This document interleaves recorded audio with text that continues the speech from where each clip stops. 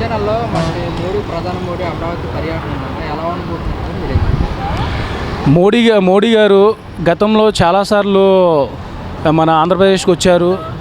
ఈ 2014 తర్వాత ఒక 10 సంవత్సరాల్లో మనకి మన రాజధాని మనకి కంప్లీట్గా పూర్తవుద్ది అన్నారు. ఆల్రెడీ 10 సంవత్సరాలు అయిపోయింది. ఇంకా మన వనరులు మనకు రాలేదు. తెలంగాణ మాత్రం అలా డెవలప్ అవుతూనే ఉంది. కానీ మనం మాత్రం ఇలానే ఒకరినొకరు కొట్టుకుంటూ ఒకరినొకరి మీద నిందలు వేసుకుంటూ రాజకీయాల్లోని ఇలానే ముందుకు వెళ్తుంది. కానీ ఎటువంటి డెవలప్మెంట్ అన్నది ఆ విషయంలో రాజధాని విషయంలో మాత్రం కనిపించట్లేదు. గత ప్రభుత్వంలో అది కంప్లీట్గా నిర్లక్ష్యం అయ్యింది. అక్కడ తీసేయడం, 3 రాజధానులు అనడం, ఇవన్నీ చాలా దారుణమైన పరిస్థితుల్ని మనం ఎదుర్కొన్నాము. ఇప్పుడు ఈ ప్రభుత్వంలో మాత్రం ఖచ్చితంగా ఈ రాజధానిని కంప్లీట్ చేయాలి. ఇప్పుడు మళ్ళీ 46,000 ఎకరాలు అన్నది అది సేకరించి రాజధానిని డెవలప్మెంట్ చేద్దామని చెప్పి అన్నారు.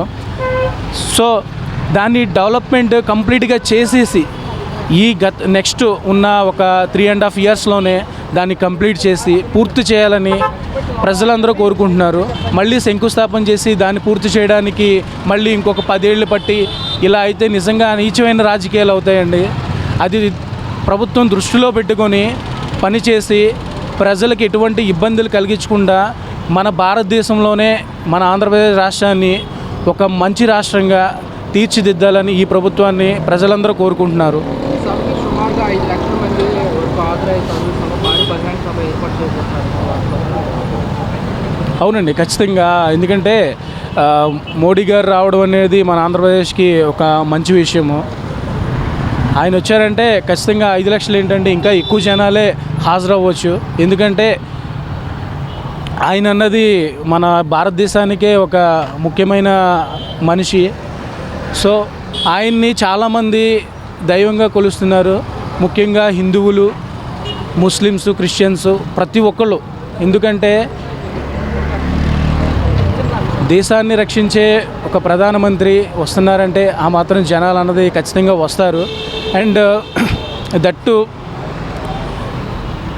ఆయన వచ్చే ఈ నెక్స్ట్ విజిట్ ఏదైతే ఉందో ఈ విజిట్లోని మన